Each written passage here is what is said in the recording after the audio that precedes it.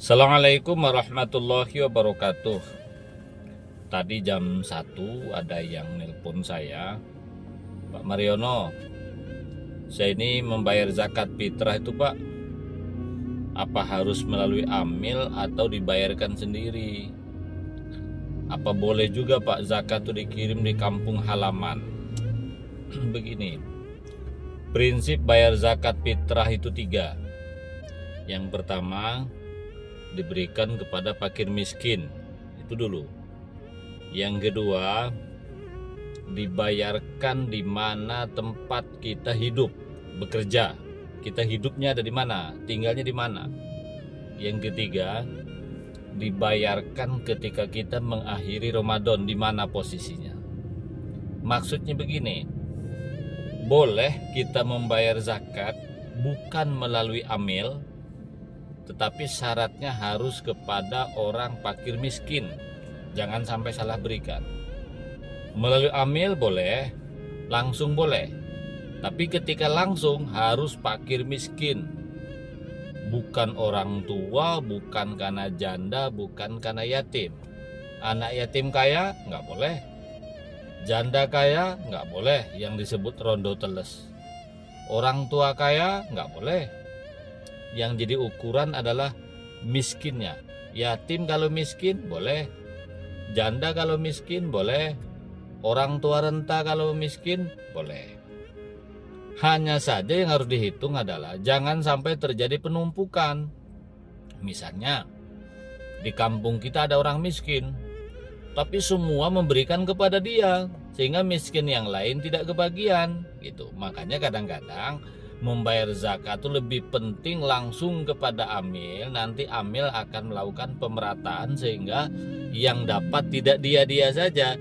Intinya boleh langsung kalau fakir miskin yang bersangkutan dikhawatirkan tidak mendapatkan bagian dari amil. Ya, prinsipnya itu satu. Yang kedua, membayar zakat ini bukan di kampung halaman, bukan di tempat lain, di mana kita bertinggal. Kalau kita tempat tinggalnya di Batam, bayar zakatnya di Batam. Kalau saya tinggalnya di Batu Haji, kecamatan ya, berarti bayar zakatnya di Batu Haji, bukan di kampung halaman. Jadi bayar zakat ini di mana kita tempat mencari kehidupan. Kalau kita tempat mencari kehidupan di Bogor, ya bayarnya di Bogor. Kalau kita bekerjanya misalnya di Kalimantan, ya di Kalimantan, bukan di kampung halaman, gitu ya.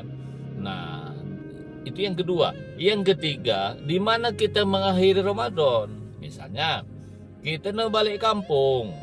Kan puasa nanti kita berakhir tanggal 30 insya Allah ya. Nah, kalau tanggal 29 kita misalnya pulang ke Jawa, katakanlah ke Jember.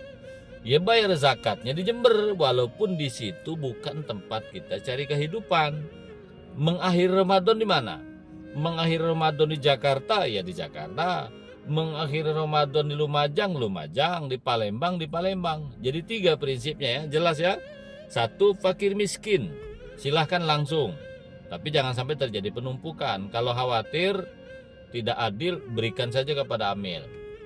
Yang kedua, zakat itu dibayarkan di mana kita hidup, mencari kehidupan, mencari rezeki, disitulah dibayarkan. Yang ketiga, tempat kita mengakhiri Ramadan. Nah sekarang, kalau kita ingin berbuat kebaikan dengan orang di kampung halaman, ya jangan pakai zakat lah.